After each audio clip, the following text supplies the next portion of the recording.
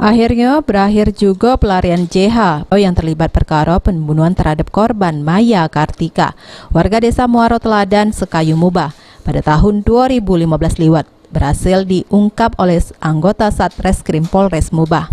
Di mana dari penangkapan tersebut diketahui kalau motif kejadian tersebut karena cemburu sama korban, sehingga oleh tersangka korban waktu itu di jero rumahnya ditembak make senjata api rakitan dari balik jendela oleh tersangka.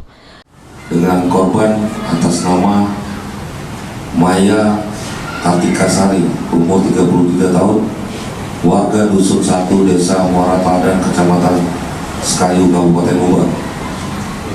TKP Dusun Desa Muara Teladan, Kecamatan Sekayu, Kabupaten Mubah. Pelaku yang sudah kita amankan atas nama John Henry Panhar bin Jabarudin.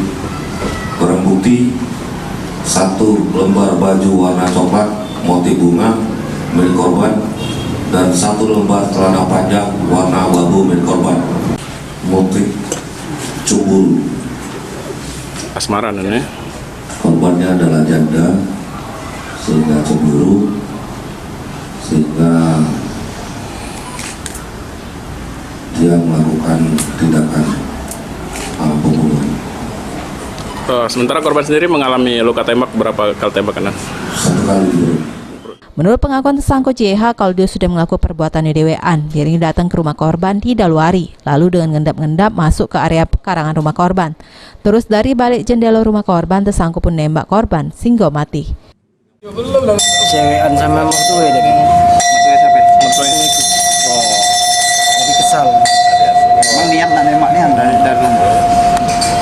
Berapa lama berhubungan dengan korban? Langsung ya? Dengan korban. Dengan kakak berhubungan dengan janda itu berapa lama? Tidak tahu, lalami. Kakak sama. Jadi terbesit untuk bunuh korban diajak uang atau di kakak dewe? Posisi waktu itu di mana korban?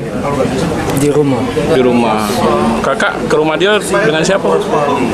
Ada kawan ojek. Kalau dia tahu ini dari mana? Minggam di luar.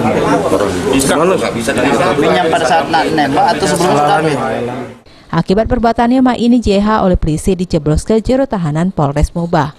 Ruzi Iskandar, PAL TV.